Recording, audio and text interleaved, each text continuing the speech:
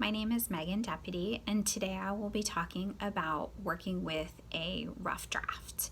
So, rough drafts are important for writers because they allow us to showcase our thoughts, write down information, and just kind of start getting a real clear idea as to where we would like to go with our essay or assignment. Rough drafts also allow us to jot our ideas down quickly and kind of start putting things on paper in just a rough form. So, there are 5 key aspects of writing a rough draft. They are pre writing your essay in its rough form, structuring your ideas properly, writing your rough draft, revising your rough draft, and editing your rough draft. I'm going to go through each of these and kind of detail the process while you are in each stage of the rough draft. So, the first part of working with a rough draft is when you pre write your essay in the rough draft form. The first piece of this is brainstorming. So, most of us brainstorm on a daily basis about work, life, family, different things. In this scenario, you can brainstorm and you don't have to write anything down. You just kind of start thinking about the assignment, thinking about what you want to write about, thinking about things that are important and relevant to what you need to say. The second piece of this is free writing. And in a free writing sense, you basically get a piece of paper and you start jotting down in any allotted time frame, 2 minutes, 5 minutes, 10 minutes, everything that comes to mind about your assignment. So it's a good idea to start putting your ideas and thoughts down on paper, and it allows you to just freeform write your information. The next piece of writing your rough draft is structuring your ideas properly. The first aspect in this is decide what you're going to write about. So first off, you have to think about your assignment. And most people do that in the beginning part when they free write their ideas down. You can think about what you want to write, decide how you want to structure it, how long it's going to be, what the topic is, all those pieces.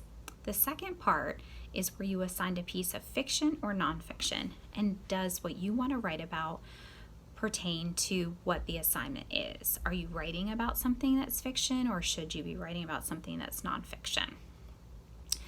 Once you begin writing, you can decide on narrowing down your topic. Most people, when they obviously decide their topic, it's very broad range, and during this time, you can start narrowing it down and start looking at your ideas from your free write. The next thing you would want to do when you're structuring your ideas is jot down 10 bullet pointed items. This can be 10 things about the assignment, 10 questions you have about how you want to write your assignment. It's your opportunity to just put the first 10 things down that come to mind. Later on, you can use this to write your paragraphs. The next thing is to be sure that you leave spaces between your 10 bullet points. You may want to add something, you may think of something else later, you may cross something out, add something, delete, that sort of thing, and it's a nice way to have space to edit. After you have your 10 items, you're going to really want to think about what your so what of your story is. Your so what is important because it's what keeps your reader's attention. It's basically, why would I read this story? It's your so why are you writing it? It's important to write your so what at the top of your paper and use this as a constant reminder of why you are writing your story and why your reader should be reading your story. Be sure that your so what is going to grab your reader's attention. If you can't even think of a so what for your story or your assignment, then maybe you should pick a different topic. Be sure that your so what influences all aspects of the assignment. The third aspect of writing your rough draft is the actual writing of the rough draft. This is where you're going to really start putting your thoughts together and actually structuring your assignment. When you're writing the opening piece of your assignment, the opening paragraph, be sure that your so what is included in that. You're also going to want to have your so what in the final paragraph, and make sure that in the final paragraph you kind of wrap up your so what. But as for the first paragraph, you want to make sure that you address it so that way your reader has a consistent playing field the entire way that you're reading it. That way you can, it's consistent and it flows very nicely.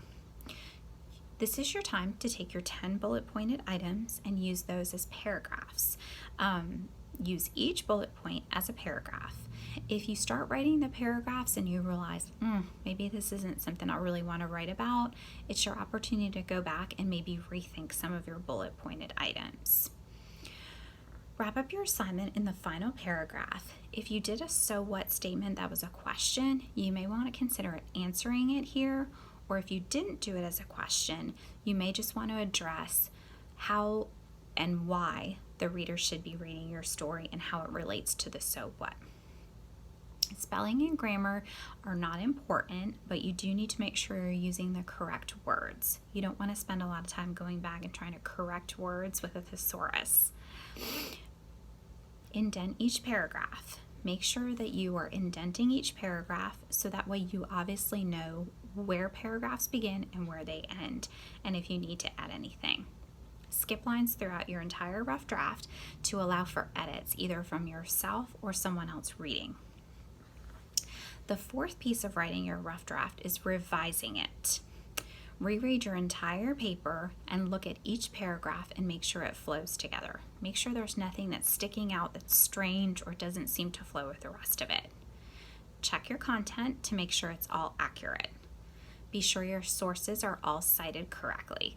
This is your opportunity to go back, and if you want to cite, you can use some of those skipped lines to write your citations in, and then at the end, you're able to just pull those out and write a nice reference page. The final piece of writing your rough draft is editing your rough draft.